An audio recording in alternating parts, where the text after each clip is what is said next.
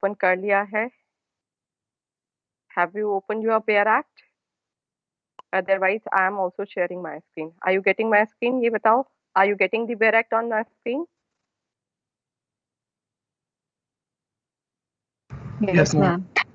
ठीक है बेटा। तो स्पेसिफिकली मैं 202 से स्टार्ट करूंगी और 203। अभी इस समय कोई इंटरलिंकिंग नहीं है। थोड़ा सा अगर जरूरत लगेगी तो आई will explain you irregular proceeding इसके साथ में कि उसका क्या इम्पैक्ट पड़ेगा, कि वेदर इट विल विशिएट और not vitiate, right.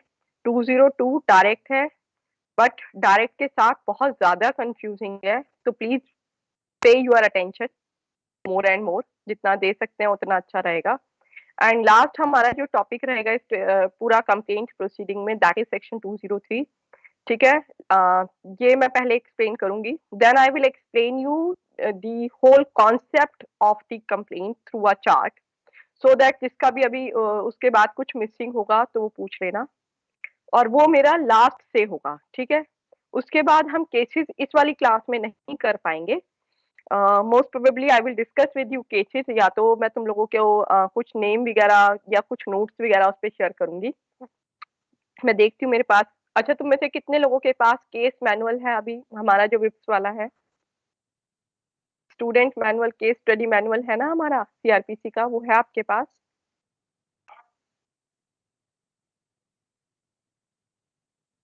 No ma'am. नहीं है।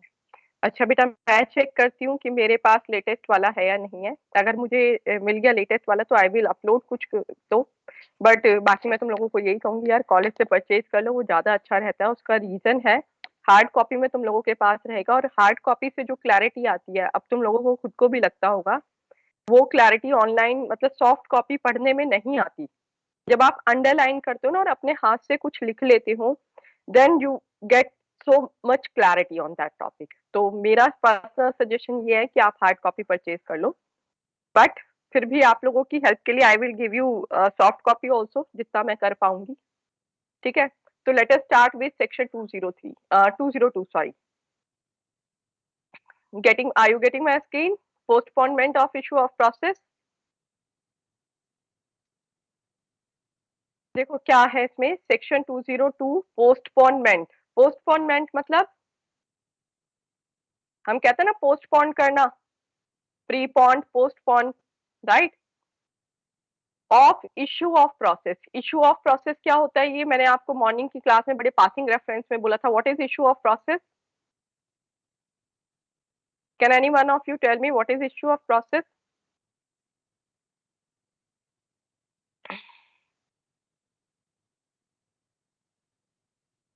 बेटा इशू ऑफ प्रोसेस क्या होता है? मोनिका,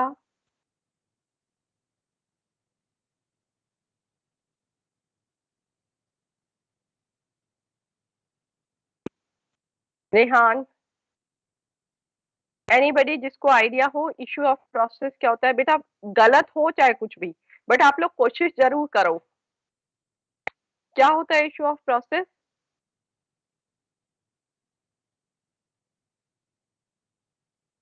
संचित, बेटा when the court issue a summon or warrant in lieu of summon or do something to call a person, कोई एक मतलब डॉक्यूमेंट इशू करना या ऑर्डर इशू करना in lieu for the accused to call him to appear before the court on the specified date and time in regard to a particular offense, ठीक है, for which he is charged, तो that is known as issue of process। Issue of process के लिए आपका topic जो है that is section 204। देखो यहाँ पे इश्यू ऑफ प्रोसेस आपको मिलेगा, ये देखो इश्यू ऑफ प्रोसेस मिल रहा है आप लोगों को। ये देखो commencement of proceeding before magistrate by issue of process. तो what is issue of process? यहाँ पे देखो इस लाइन को एक्सप्लेन कर रही हूँ, सेंटेंस को। If in the opinion of magistrate after taking cognizance of an offense there is sufficient ground for proceeding and the case appear to be a summon case, he shall issue his summon for the attendance of the accused, or a warrant case, he may issue a warrant, or if he think fit, a summon for causing the accused to be brought or appear at a certain time before such magistrate, or if he has no jurisdiction himself, some other magistrate who is having the jurisdiction. So are you getting this thing? So that means issue of process means issuing summon or warrant as the case may be to the accused and to appear before the court on the specified date and time. ठीक है, तो that is issue of process. अब यहाँ पे क्या लिखा हुआ है, कंप्लेंट केस है, कॉग्निजेंस हो चुका है, कॉग्निजेंस हो गया है, मतलब कॉग्निजेंस लिया है कंप्लेंट पे, बट एंड कंप्लेंट पे कॉग्निजेंस लेने का मतलब ये है कि when the court is taking cognizance, the court should examine the complainant under section 200. ठीक है, तो एग्जामिनेशन हो गया होगा. और अगर the case is a case where the magistrate does not have the power to try the matter, और उसके पास competency नहीं है to take cognizance and to try the matter, so he will refer the matter to CJM. तो ऐसा कुछ हो गया होगा 201 में. ठीक है, या फिर 190 में जब उसने कॉग्निजेंस लिया है तो उसने मेक ओवर कर दिया होगा. राइट. अब सिचुएशन क्या आ गई है कि ये सारा होने के बाद भी द कंसर्न मजिस्ट्रेट, जिसको या तो मेक ओवर हुआ है या after the examination of the accused, या फिर प्रोसीजर बाय मजिस्ट्रेट, अगर मान लीजिए उसके पास कॉम्पिटेंसी नहीं थी तो उसे 192 में मेक ओवर कर दिया.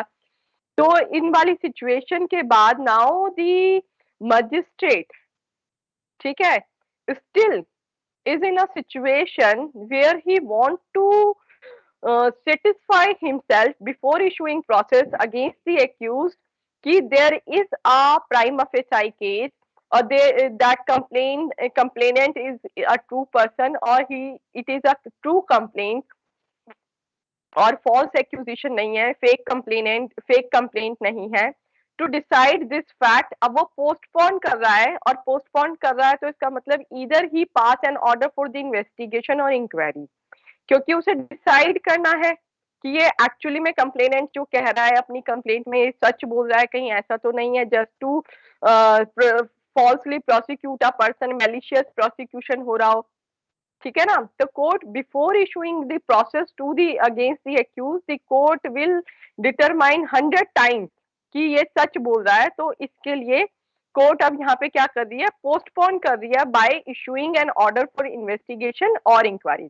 देखो अब इसमें क्या लिखा हुआ है, any magistrate on receipt of a complaint of an offence, on receipt of a complaint of an offense of which he is authorized to take cognizance, authorized to take cognizance under section 190, or which has been made over to him, अगर वो authorise नहीं था cognizance लेने के लिए, उसने cognizance ले लिया, आफ्टर टेकिंग कॉग्निजेंस उसको पता लगता है कि ये मैटर जो है वो ट्राई नहीं कर सकता, तो he will make over the case. ठीक है, वो उसने मेक ओवर करा 192 में. मे, अब क्या लिखा हुआ है, may if he thinks fit. अब इसमें दोनों चीजें हैं, देखो, may if he thinks fit, and bracket में लिखा हुआ है शैल, in a case where the accused is residing at a place beyond the area in which he exercised his jurisdiction. तो एक तो ये लाइन लिखी हुई है, postpone the issue of process against the accused and either inquire into the case himself or direct an investigation to be made by a police officer or by such other person as he think fit for the purpose of deciding whether or not there is sufficient ground for proceeding. तो जो मैंने इसको बोला ना आपको, postpone करने का purpose क्या है, to decide the fact whether there are sufficient ground to proceed further or not. That means कि complainant जो कह रहा है वो सही है, सच कंप्लेंट है, ट्रू कंप्लेंट है या नहीं. और दो सिचुएशन में, इधर आफ्टर टेकिंग दी कॉग्निजेंस अगर वो पोस्टपोन कर रहा है, या तो आफ्टर टेकिंग दी कॉग्निजेंस जो है वो सीधा इशू ऑफ प्रोसेस कर दे. ठीक है ना. टेकिंग कॉग्निजेंस से पहले जब कंप्लेंट आई है तो वहीं पे 200 की ड्यूटी हो जाती है कि एग्जामिनेशन करो आप. एग्जामिनेशन करने के बाद उसे या तो वो टेकिंग कॉग्निजेंस के लिए या तो वो इशू ऑफ प्रोसेस करे. इशू ऑफ प्रोसेस वो नहीं कर रहा है अभी 204 में, तो क्या कर रहा है, postponement of issue of process कर रहा है। अब पोस्टपोन करने के लिए उसके पास दो ऑप्शन है, either he pass an order for investigation और इंक्वायरी। अगर वो इन्वेस्टिगेशन कर रहा है तो वो किसको ऑर्डर करेगा, obviously to the police officer. Are you getting this thing? अब ये वाला जो इन्वेस्टिगेशन है, ये कौन सा वाला इन्वेस्टिगेशन है, ये बताओ, प्री कॉग्निजेंस है या पोस्ट कॉग्निजेंस है?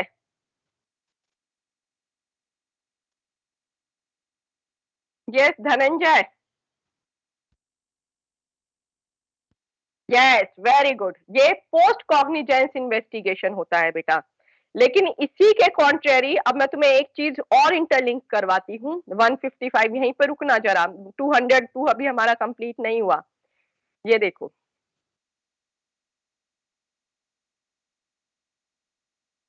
बेटा, सीआरपीसी एक ऐसा लॉ है जिसमें हर पॉइंट के ऊपर हम हर बारी सीखते हैं। इतना मतलब आपका एप्लीकेशन ऑफ माइंड बहुत ज्यादा चाहिए, अटेंटिवनेस बहुत ज्यादा चाहिए, बहुत ज्यादा टेक्निकल सब्जेक्ट है। अब यहाँ पे देख रहे हो कहीं पे तुम लोगों को इन्वेस्टिगेशन दिख रहा है?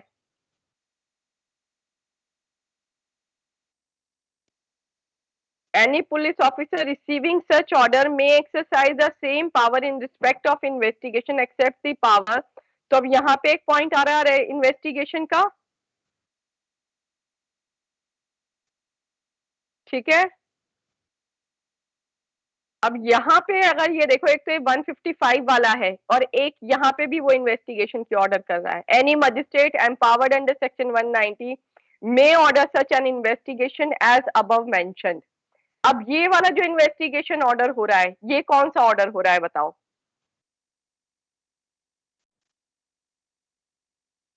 ये प्री कॉग्निजेंस है, पोस्ट कॉग्निजेंस है?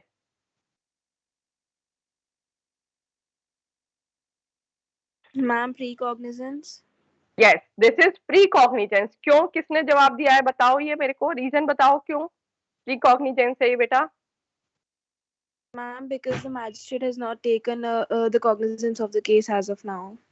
Yes very good, absolutely correct बच्चा। तो इस चीज के ऊपर और कई बारी क्वेश्चन आता है, जैसे कि which investigation the order passed for investigation under section 156 of clause 3 whether it is pre-cognizance post cognizance, so that is pre-cognizance।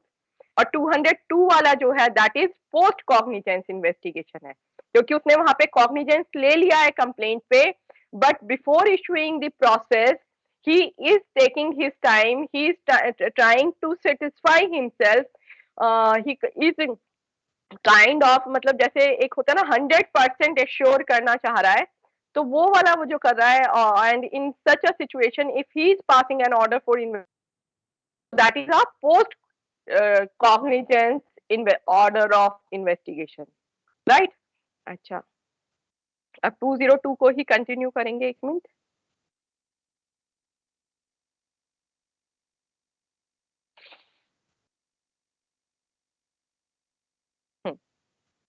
ठीक है, तो यहाँ पे एक बार लिख लीजिएगा, this order is a post cognizance investigation order. ठीक, अब आगे क्या लिखा हुआ है देखो, यहाँ से बहुत ज्यादा टेक्निकल है, आप लोगों को पूछूंगी, be attentive. Provided that no such direction for investigation shall be made. अब देखो पहले तो ऊपर इन्होंने क्या लिख दिया कि either he can pass either, या मैं इधर बोल देती हूँ, but either he inquire into the case himself or direct an investigation to be made by a police officer or by some person whom he think fit to do the investigation। तो यहाँ पे तो उसके पास दो option थे। Are you getting this thing? तो यहाँ पे उसके पास क्या दो ऑप्शन थे, एक तो बताओ जरा, एक तरफ तो वो इन्वेस्टिगेशन ऑर्डर कर सकता था और दूसरी तरफ इंक्वायरी ऑर्डर कर रहा था। ये इंक्वायरी के लिए मैं IQ कर देती हूँ ताकि याद रहेगा थोड़ा सा, ठीक है। अब वो इन्वेस्टिगेशन के लिए प्रोवाइजो क्या कह रहा है, ये पढ़ो और समझो please. Provided that no such direction for investigation, ये वाला, shall be where it appear to the magistrate that the offense complained of is exclusively triable by court of session. तो इसका मतलब क्या है, अगर वो इन्वेस्टिगेशन का ऑर्डर नहीं करेगा, right, if the magistrate finds that the matter is exclusively triable by whom? By court of session.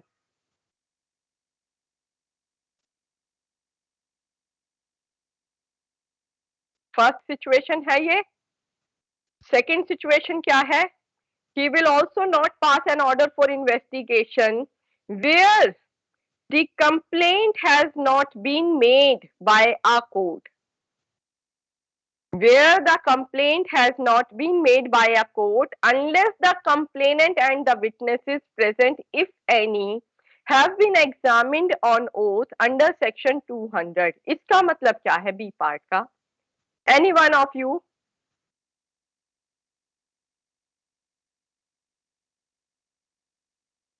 हाँ जी बेटा बताओ, इसका मतलब क्या है? फर्स्ट वाला तो बिल्कुल क्लियर था, सिंपल था कि कोर्ट ऑफ सेशन से ट्राइबल मैटर है तो वो जो है इन्वेस्टिगेशन का ऑर्डर नहीं करेगा.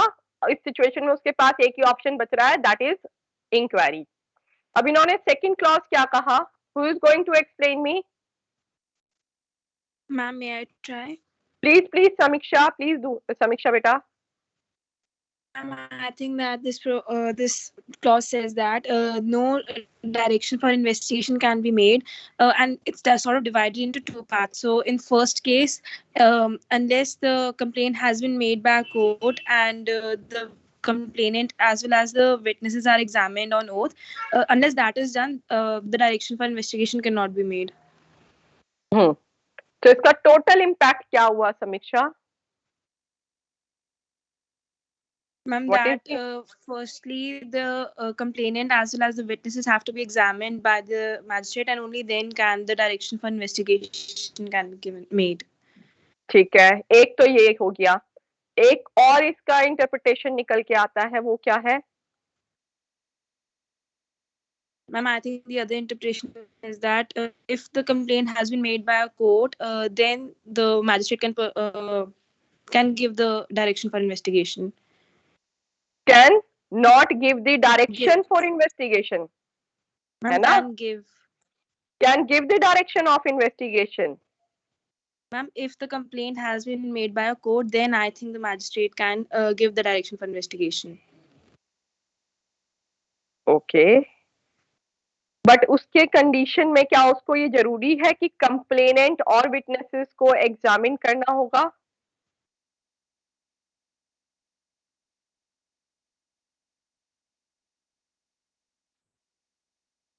Yes.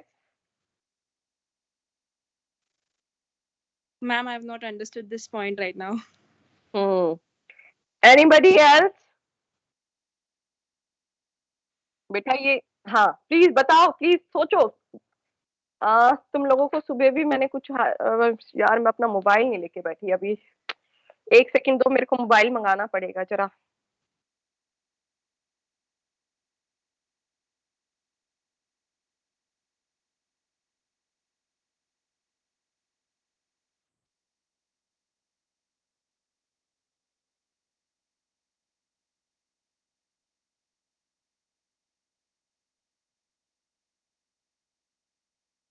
जस्ट अ सेकंड बेटा, मैं अपना मोबाइल मंगा रही हूँ. ठीक है, ये मेरे को आपके साथ स्क्रीनशॉट शेयर करूंगी कमेंट्री का.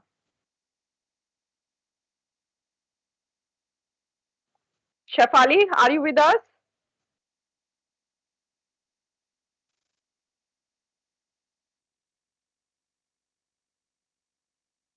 शेफाली है क्लास में? No ma'am. तो मैं किसको भेजूं ये कंटेंट फिर क्लिक करके? आपका सीआर का नाम अर्शदीप है?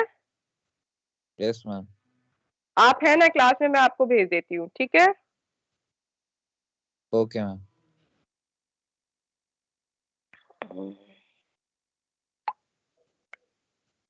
शेफाली को भेजना है.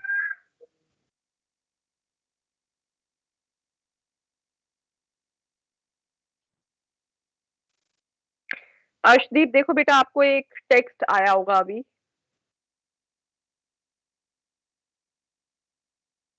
इसमें 2 yes ma'am.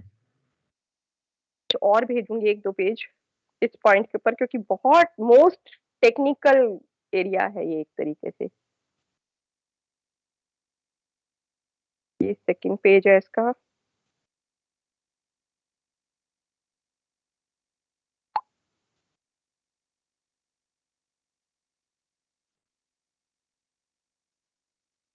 This is the third one.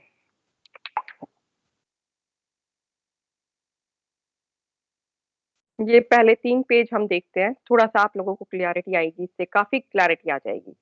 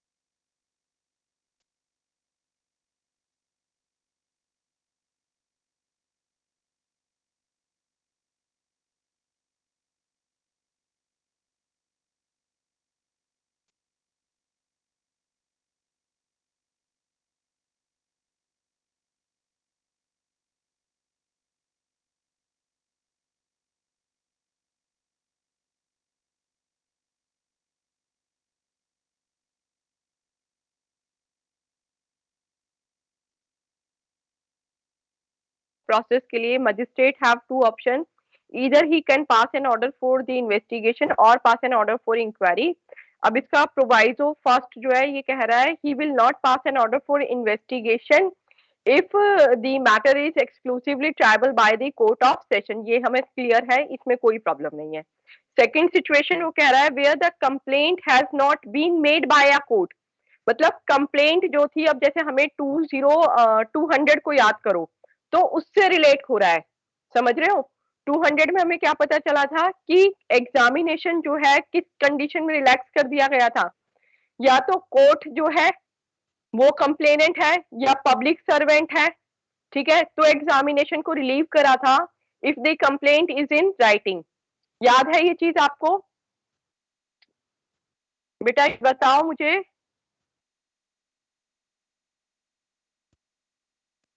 ठीक है ना, इतना याद है आप लोगों को।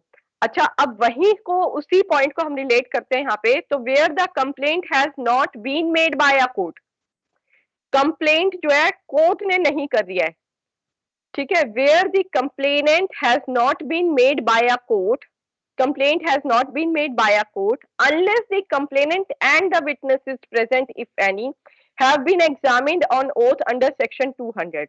इसका मतलब क्या आपको ये लग रहा है कहीं ना कहीं कि जैसे हम लोगों को पहले पता चला था कि अगर कोर्ट कंप्लेनेंट नहीं है, ठीक है, तो सबसे पहले उसने कहा है कि इन्वेस्टिगेशन नहीं होगी, no order for investigation where the complaint has not been made by a court.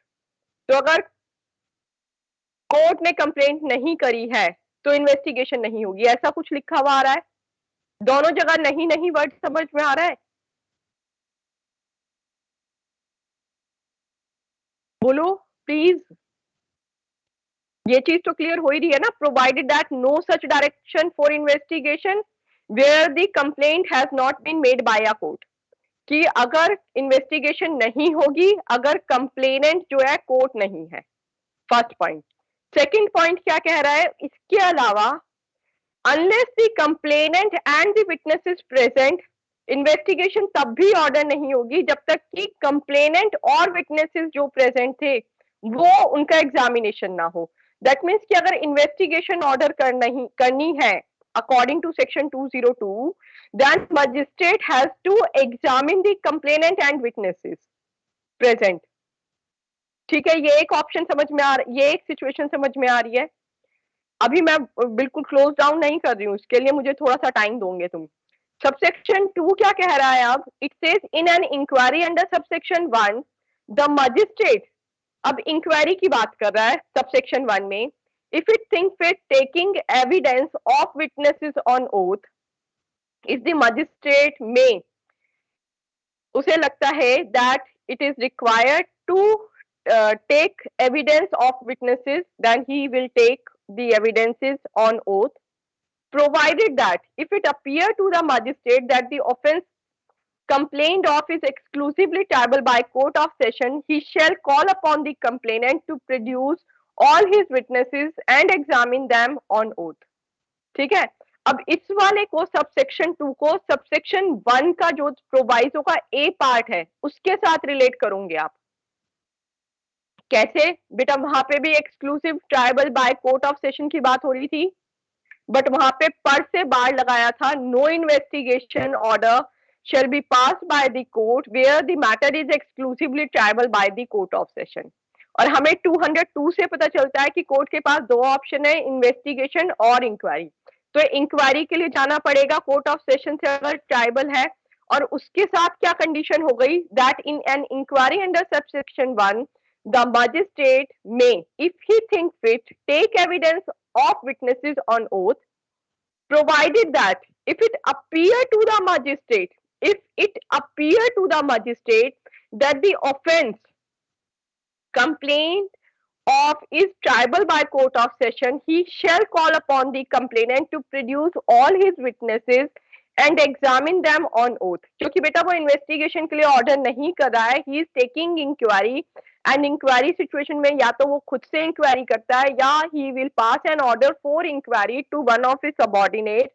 तो इसलिए यहाँ पे रिक्वायर्ड है that he should examine the complainant and his witnesses। Are you getting this thing?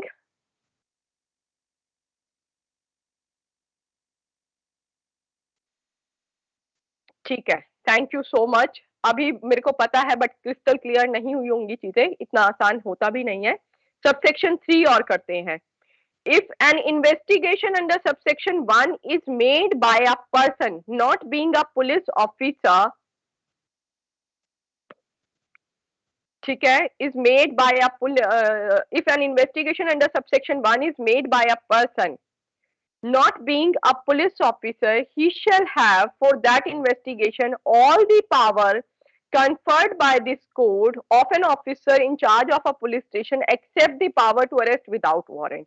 तो यहाँ पे तो उसकी पावर, अगर इन्वेस्टिगेशन का जो पावर दिया गया था जो 202 का सबसेक्शन 1 है, वो कहता है या तो इन्वेस्टिगेशन ऑर्डर करो या इंक्वायरी करो। तो यहाँ पे उसे क्लियर करा है कि if an order for investigation is made by the magistrate under subsection 1, then that investigating officer has all the power to do which he has under this code except the power to make the arrest without warrant, that is given। so this is quite simple one।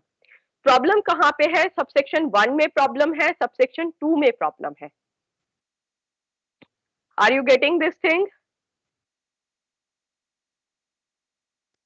हाँ हाँ हाँ, other person,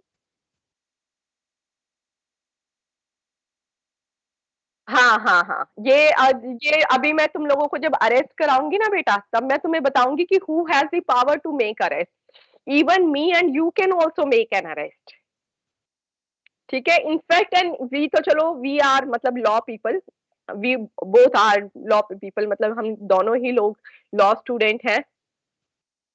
ठीक है, but the point is that any individual, even a common man, that means a rickshaw puller also, or a domestic servant also, or any person, any person who is a citizen of India। in fact वहां पे वो clear ही नहीं कहा, वहां पे वो citizen भी नहीं बोल रहे, दे that arrest का जो पावर है, who can make an arrest, it can be made by an individual include even a foreigner also। तो वो क्या है मैं एक्सप्लेन करूंगी, बट थोड़ा सा मुझे टाइम दो, अरेस्ट के पॉइंट पे मैं बताऊंगी आपको। ठीक है, right Dhananjay?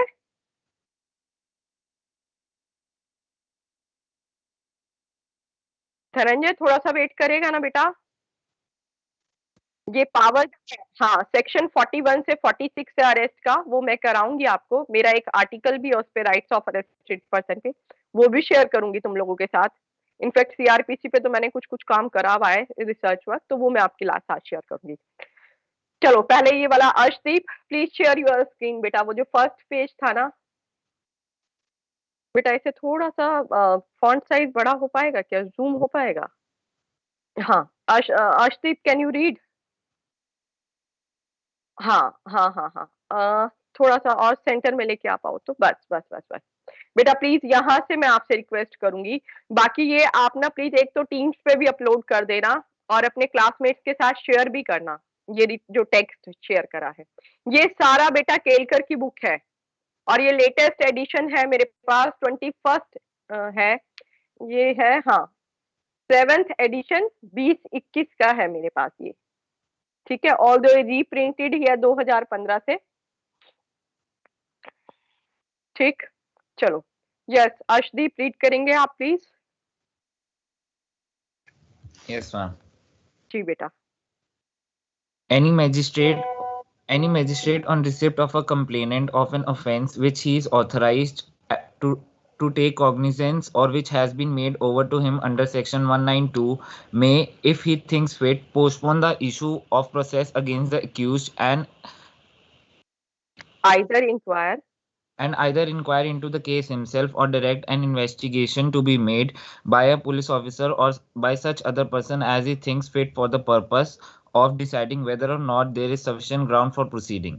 However, no such direction for investigation shall be made. First, where appears to the magistrate that the offence complained of is triable exclusively by the court session, or two, where the complaint has been made by a person other than a court, unless the complainant and the witnesses present, if any, have been examined on oath under section 200. The word the words and shall in a case where the accused is residing at वो a जो place bracket में शुरू हो रहा था ना, उससे पहले तो मे लिखा हुआ था, ब्रैकेट में जहां से स्टार्ट हो रहा है उसमें क्या लिखा हुआ है, एंड शेल है ना, तो वो वाला शेल है ये जी। the words and shall in a case where the accused is residing at a place beyond the area in which the exercise his jurisdiction can be made added to be section 202, enabling the magistrate to postpone the issue of the process if the accused reside beyond his jurisdiction. The एक point expression तो यहाँ पे, एक second, एक point तो अब यहाँ पे ये चीज क्लियर हो गई है कि अगर मान लीजिए इसके साथ ही अगर मजिस्ट्रेट को लगता है that person that magistrate that the accused is not residing within the territorial jurisdiction, within his territorial jurisdiction, तो उसके पास मैंडेट है not to pass an order for the not to pass an order for the issue of process, उसको और ज्यादा double precautions लेने एक तरीके से, ठीक है। तो इसके लिए भी वो इशू ऑफ प्रोसेस को पोस्टपोन करेगा, ठीक है। Where the accused is not residing within the territorial jurisdiction of the magistrate. आगे पढ़ो।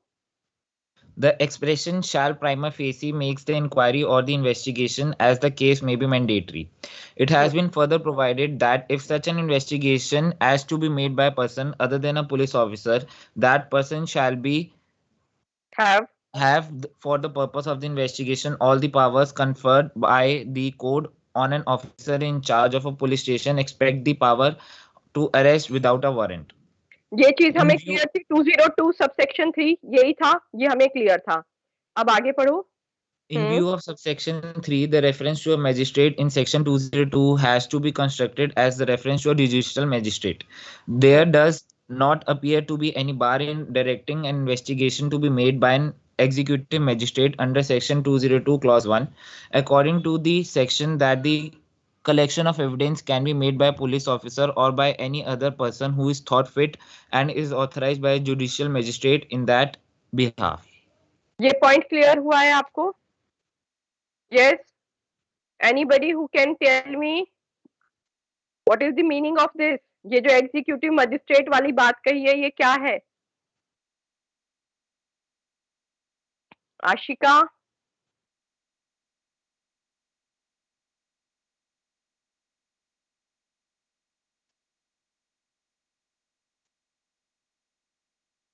बेटा 2022 सबसेक्शन 3 को रिलेट करो।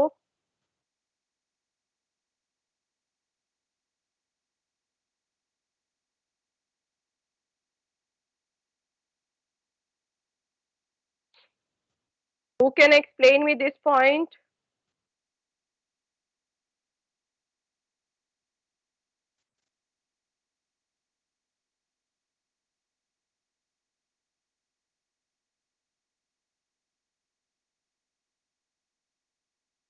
Anybody?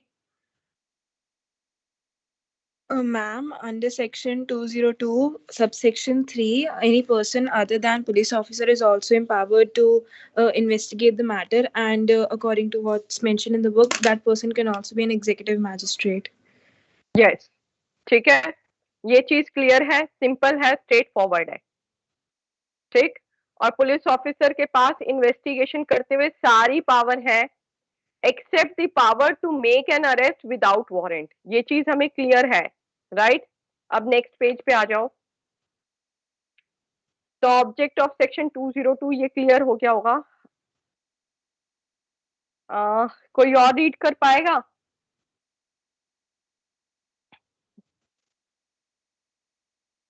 या अर्शदीप से ही कहना पड़ेगा मुझे?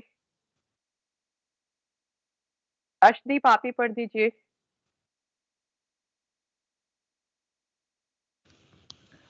The object of section 202 is to enable the magistrate to form an opinion as to whether the process. हाँ, इस लाइन को अंडरलाइन कर लेना अपने नोट्स में कि this the purpose of postponement of issue of process is to form an opinion. यहाँ से ऑब्जेक्ट समझ में आ रहा है इसका। as to whether the process should be issued or not and to remove from his mind hesitation। किसके mind से hesitation remove हो रही है? किसकी बात हो रही है यहाँ पे? Who is the subject here? Magistrate. Yes, here is the magistrate who has taken cognizance on a complaint case. To remove the hesitation from his mind, he passed an order for either the investigation or inquiry, right? आगे पढ़ो बेटा। that he may have felt upon the mere perusal of the complainant that the consideration of the complainant's evidence on oath. What the magistrate has to see is whether there is an evidence in support of the allegation made in the complaint and not whether the evidence is sufficient to warrant a conviction. It may be noted that the words "if he thinks fit" give full discretion to direct investigation or to decide to make an inquiry. The discretion. तो बेटा एक second याद करो, मैंने दो arrow बना के आपको बोला था ना, या तो वो either pass an order for investigation करे और इंक्वायरी करे। तो यहाँ पे उसके पास कंप्लीट डिस्क्रिशन है, फुल डिस्क्रिशन है, ठीक है। He is not bound, but उसके बाद जो प्रोवाइजो की कंडीशन है वो बाउंड करती है उसे कि किस सिचुएशन में वो इन्वेस्टिगेशन ऑर्डर नहीं करेगा, या किस सिचुएशन में अगर उसने इंक्वायरी ऑर्डर करी है exclusively triable by court of session है तो उसको क्या मैंडेट है before passing an order for inquiry, वो सारा आप समझ में आएगा हमें, ठीक है। यस प्लीज बेटा। The discretion, however, would be exercised judicially. Where the complainant is not able to trace the person alleged to have committed a non-cognizable offense, the magistrate is bound to cause an investigation by the police. The main object of the देखो एक second याद करो, इसमें 2D में क्या था? Complaint जो था उसमें may be he knows the person और unknown to the person, unknown to the complainant. अगर वो अननोन है तो ऑब्वियसली उस सिचुएशन में उसको जुडिशियल माइंड अप्लाई करना है, तो उसे इन्वेस्टिगेशन ऑर्डर करनी चाहिए, इंक्वायरी नहीं ऑर्डर करेगा, क्योंकि अभी उसे यही नहीं पता कि एक्चुअली में एक्यूज्ड कौन है ना। तो इस वाली सिचुएशन में it is presume that the यहाँ पे डिमांड ऑफ द सिचुएशन है, डिमांड है कि the magistrate will apply his judicial mind and decide the order according to the situation. That means कि अगर उसे पता ही नहीं है एक्यूज कौन है तो पहले इन्वेस्टिगेशन कराओ ना, इन्वेस्टिगेशन के बाद इंक्वायरी जो होती है वो सेकंड स्टेप होती है। लेकिन अगर पता है तो फिर कुछ सिचुएशन में इन्वेस्टिगेशन ऑर्डर नहीं करनी चाहिए, ऑर्डर इंक्वायरी ही करनी चाहिए, जैसे कि कोर्ट ऑफ सेशन से exclusively triable by court of session है, ठीक है। अब वो क्या है वो हम देखते हैं। Yes please Arshdeep continue further. The main object of the investigation directed under this section is to help the magistrate in making a decision as to the issue of process. The investigation or inquiry need not be thorough and exhaustive. As mentioned earlier, no investigation is to be directed if the offense is exclusively triable by the court of session. बस यहाँ पे पहले underline करो, ये point बिल्कुल clear होना चाहिए, crystal clear. No investigation is to be directed if the matter is triable by the court of session. Probably. अब आगे से पढ़ो। Probably this restriction might be indirectly achieve the objective of having an inquiry made by the magistrate himself. Further, अब in a यहाँ पे case, क्या, इसका एक सेकंड बेटा, एक सेकंड, इसका मतलब यहाँ पे वो क्या ऑर्डर पास करेगा? इन्वेस्टिगेशन उसे नहीं ऑर्डर करनी है, क्या ऑर्डर पास कर सकता है वो? क्या ऑप्शन है उसके पास? What is the option available to him while issuing a process? Sorry, while postponing the issue of process, what is the option he has where the matter is exclusively triable by court of session? वो क्या कर सकता है? Who is going to answer? Ayush?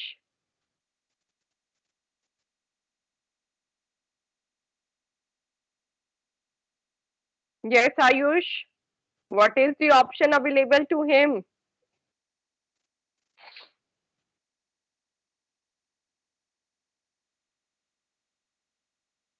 Akshat?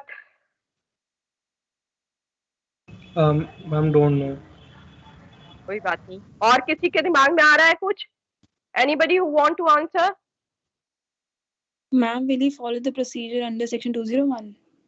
हाँ, नहीं 202 में बेटा, मैंने कहा उसके पास इन्वेस्टिगेशन और इंक्वायरी का ऑर्डर ऑप्शन था। इन्वेस्टिगेशन वो ऑर्डर नहीं कर सकता क्योंकि matter is exclusively triable by court of session, तो क्या कर सकता है अब ये बताओ? Ma'am, inquiry.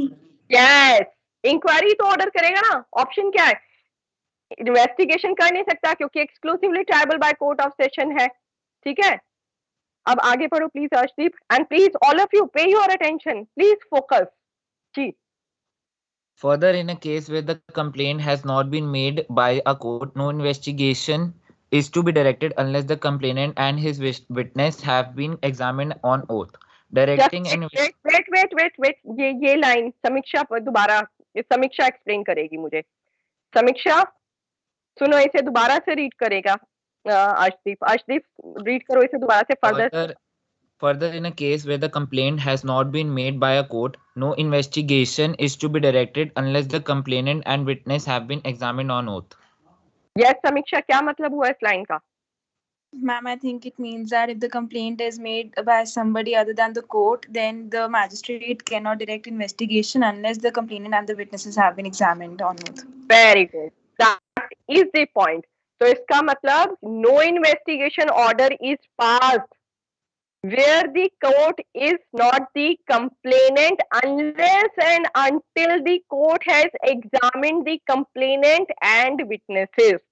इसका मतलब कोर्ट अगर कंप्लेनेंट है, ठीक है, तो examination of complainant and witness is not mandatory for passing an order for the investigation. Is it clear to you? हाँ जी बेटा, प्लीज क्लास में आप लोगों को समझना चाह रही हूँ इस चीज पे। Are you getting this point? Yes, ma'am.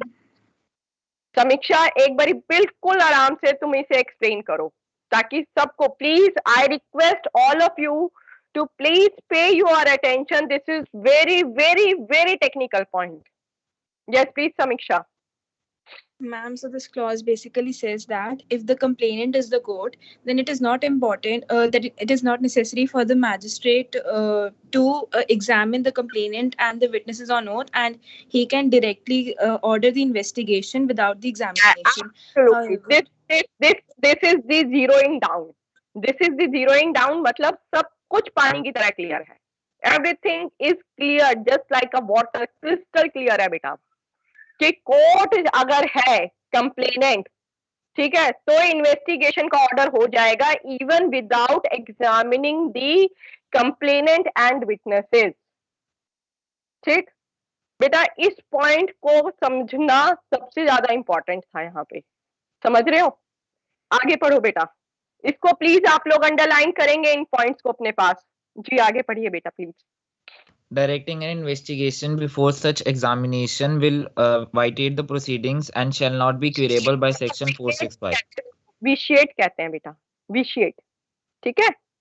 Vitiate means affect, right, affect the proceeding and shall not be curable, ठीक है। Directing N investigation before examination, इसका मतलब ये है कि before examining the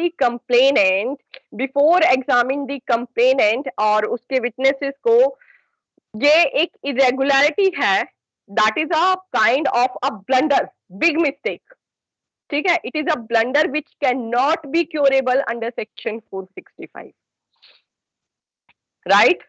this is the point here. तो इसका total impact, अब आपको एग्जामिन डीजेएस में तो बहुत बारी आता है ये वाला एरिया. इनफैक्ट मैंने खुद ने ही कितनी बारी, मतलब 2 बारी पढ़ दिया है डीजेएस, तो मैंने दोनों बारी इसको देखा है. तो ये वाला जो पॉइंट है बेटा, ये बहुत क्लियरली समझो कि इरेगुलरिटी कैसी इरेगुलरिटी हो गई. अदरवाइज अगर होती है कि मजिस्ट्रेट के पास कॉम्पिटेंसी नहीं थी और उसने एग्जाम मतलब डायरेक्ट कर दिया एक बारी को, कोई बात नहीं, एग्जामिन कर लिया कोई बात नहीं. बट यहाँ पे क्या है, उसने एग्जामिन ही नहीं करा और सीधा क्या ऑर्डर कर दिया, इन्वेस्टिगेशन. जबकि होना क्या चाहिए, कॉग्निजेंस लेने के बाद ही तो वो ऑर्डर कर सकता है ना इन्वेस्टिगेशन और इंक्वायरी. तो that is a kind of a mistake, that kind of mistake जो बियॉन्ड रेक्टिफिकेशन है. ठीक है बेटा, ये पॉइंट मुझे आप लोगों को पढ़ाना था. ठीक है, आगे एक बारी थोड़ा सा और रीड करवाऊंगी, बस उसके बाद नहीं करवाऊंगी, मेरा टॉपिक हो गया है फिर. नेक्स्ट पैराग्राफ बेटे. If the magistrate decides to inquire into the case himself, he has the discretion to take or not to take evidence of witness on oath. However, if the ये देखो, अगर उसने decide करा inquiry करने का, ठीक है, इंक्वायरी करने का, तो उसके पार्ट पे मैंडेट नहीं है for what to do, to take evidence of witnesses on oath.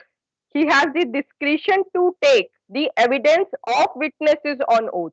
But इसका मतलब ये नहीं है कि वहां पे भी वो एग्जामिन ना करे. एग्जामिनेशन तो उसको करना ही चाहिए. बट द पॉइंट इज कि अगर मान लीजिए यहाँ पे वो एग्जामिन नहीं कर रहा है of the witnesses on oath, then also fine. आगे, However, if the offence complaint of appears to be one exclusive tribal by the Court of Session, the magistrate is required to call upon the complainant to produce all his witness and to examine them on oath. The idea ये वाला point clear है कि exclusively triable by court of session था, तो उसके पास इंक्वायरी का ऑप्शन था. But before passing an order for inquiry also he is required to examine the complainant, ठीक है, and his witnesses also, right. Yes. The idea appears to be that in case of offenses exclusively triable by the Court of Session, the inquiry should be rather broad-based, while in other cases the nature of the inquiry is left to the discretion of the magistrate. The broad-based inquiry by the magistrate, as mentioned above, becomes necessary only in those cases when the magistrate, after examining the complainant and his witness present, is not able to make up his mind. बस इतना ही मुझे चाहिए. ठीक है बेटा, आप लोगों को 202 क्लियर है? इसके रीडिंग्स फर्दर के मैंने आपके साथ शेयर कर दिया है. अब इसी में नेक्स्ट पॉइंट जो है that is the dismissal of complaint. ठीक है, अब postponement of issue of process का रिजल्ट क्या हो सकता है, हमें पता चल गया इन्वेस्टिगेशन ऑर्डर करा या इंक्वायरी करा. उसका रिजल्ट या तो ये होएगा कि magistrate after getting the report of the inquiry और after getting the report of the investigation he is convinced कि नहीं अब उसे इश्यू ऑफ प्रोसेस करना है. तो इश्यू ऑफ प्रोसेस करना है तो वो 204 में ऑर्डर पास करेगा, राइट. ठीक है ना बेटा. और contrary to this thing, if he is not satisfied, तो वो क्या कर देगा, 203 में डिसमिस कर देगा, है ना. बोलो, is it clear to you? Yes ma'am. ठीक है, अब 203 में एक बारी Arshdeep, I am sharing the screen, आप प्लीज स्टॉप कर दीजिए. मैं एक बारी बेरैक्ट शो करूंगी, 203 आप लोगों को एक्सप्लेन करूंगी.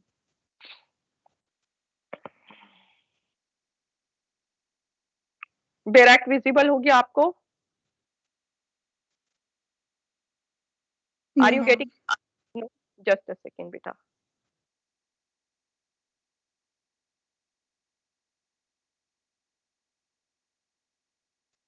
ये वाला बेटा, ये वाला पॉइंट अच्छे से समझ लेना है. In an inquiry under subsection 1 the magistrate may if he think fit take evidence of witnesses on oath. में है यहाँ पे, उसके पास डिस्क्रिशन है, ठीक है, to examine the witnesses of the complainant, provided that if it appear to the magistrate that the offence complained of tribal exclusively by court of session, he shall call upon the complainant. But complainant को examine करना mandate है, ठीक है, और witnesses का examination discretion है in a case where he is passing an order for inquiry because the matter is exclusively triable by the court of session. ठीक, अब डिसमिसल कैसे हो रहा है ये देखो बेटा 203 में। Dismissal of complaint if after considering the statement on oath of the complainant and the witnesses and एक तो ये हो गया, तो इसका मतलब कहां से if if after considering the statement on oath, तो यहाँ पे 200 से डायरेक्ट आ रहा है। देखो डिसमिसल ऑफ कंप्लेंट कहां से हो रहा है ये देखो, समझो please, please pay your attention. 200 की सिचुएशन है, 200 की सिचुएशन क्या होती है, पहले से रीड करवाती हूँ फिर मैं एक्सप्लेन करूंगी चार्ट से। If after considering the statement on oath of the complainant and the witnesses and the result of inquiry or investigation under section 202, the magistrate is of opinion that there is no sufficient ground for proceeding, he shall dismiss the complaint and in every such case he shall briefly record his reason for doing so. This is one mandate of section 203, that is wherever the magistrate is dismissing the complaint, he is required to record his reason in writing. Right? Now the point is, what are the stages from which section he can go for the dismissal of complaint? Are you getting my whiteboard?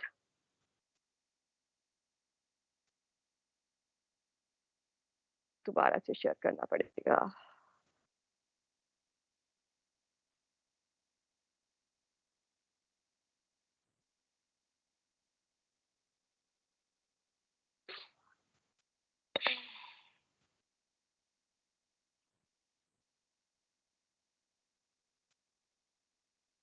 Problem है इसको, हाँ क्यों नहीं रहा है,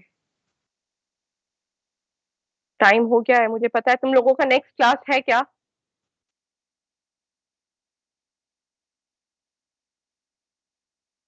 next class है क्या? No ma'am. ठीक है बेटा, बस मुझे 2 मिनट और दे दो, मैं एक बार ये व्हाइट बोर्ड से ना तुम लोगों को चार्ट एक्सप्लेन कर दूं। Just give me one more second, ये व्हाइट बोर्ड ही शो नहीं हो पा रहा है।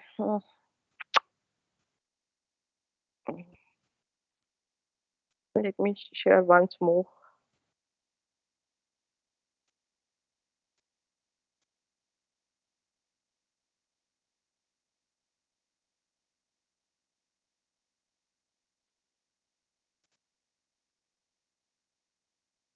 अच्छा एक बात बताओ, 200 से क्या 203 में डायरेक्ट आ सकते हैं?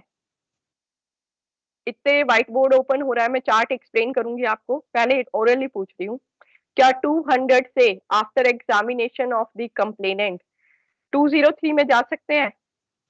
डिसमिसल हो सकता है?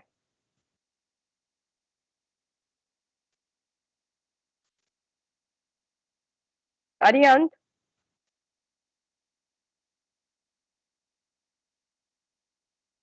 अरिहंत क्या लगता है आपको? After examining the complainant, can the court dismiss the complaint? Who is going to answer this question? Ma'am, I think that after examination of complainant and witnesses, the result of inquiry and investigation is also required for dismissing the complaint. नहीं, क्या 200 से direct dismissal पे जा सकते हैं? मेरा point ये है। Ma'am, 202 will come first before 203. You'll have to do the inquiry and the investigation. Anybody else?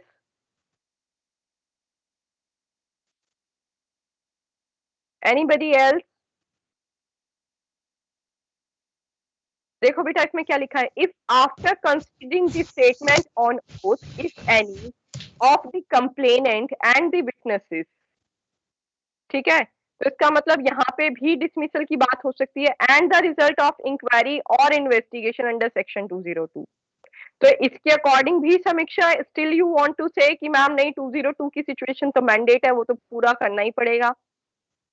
No ma'am, it's discretionary I think.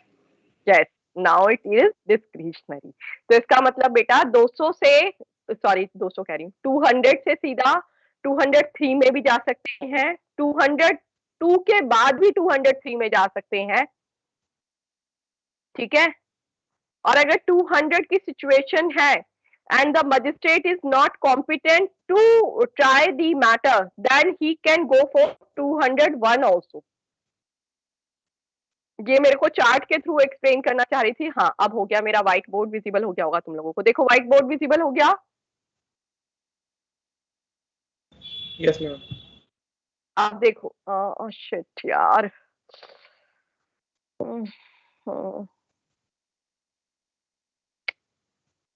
मुश्किल से तो व्हाइट बोर्ड आया था।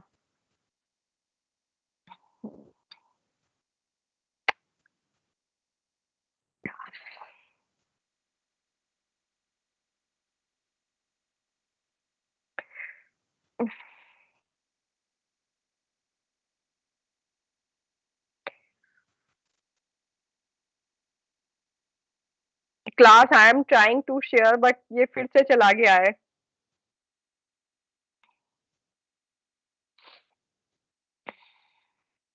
कैसे एक्सप्लेन करूं अब इसको बिना व्हाइट बोर्ड के। मैं ये बताना चाह रही हूँ 200 की सिचुएशन से भी 203 में जा सकते हो। 200 के बाद अगर कोर्ट 201 में गई है because the magistrate is not competent to try the matter, उसके बाद जब magistrate who is competent to try the case या मेकिंग ओवर, यस 200, हाँ कोई प्लीज, यार फिर चला गया, कांट डिस्प्ले दी। हाँ, मैं ये व्हाइट बोर्ड ही शेयर नहीं कर पा रही हूँ, पता नहीं इसमें क्या प्रॉब्लम आ रहा है। रुको मैं वर्ड फाइल ओपन करती हूँ कोई।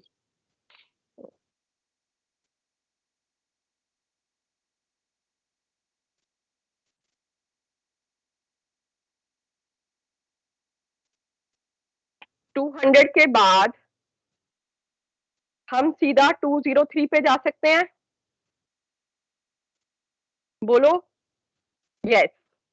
इसका आंसर इज यस, ठीक। इसके बाद नेक्स्ट एक सिचुएशन हो सकती है, 200 की सिचुएशन है, ठीक है। कंप्लेंट आई, एग्जामिनेशन हुआ, during the examination the magistrate find और कि he is not able to try the matter, so he send the matter to the concern magistrate 201 में। और 201 के बाद डायरेक्टली क्या 203 में जा सकते हैं? यस, जा सकते हैं, ठीक है।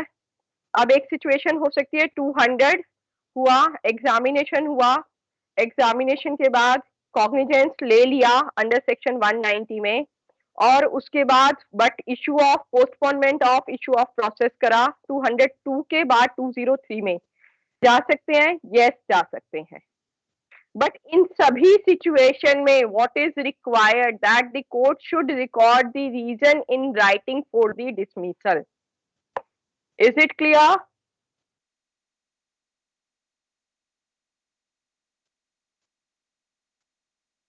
बेटा that's all from my side for the purpose of topic, ठीक है। आप लोगों को रीडिंग मैंने भेज दी है।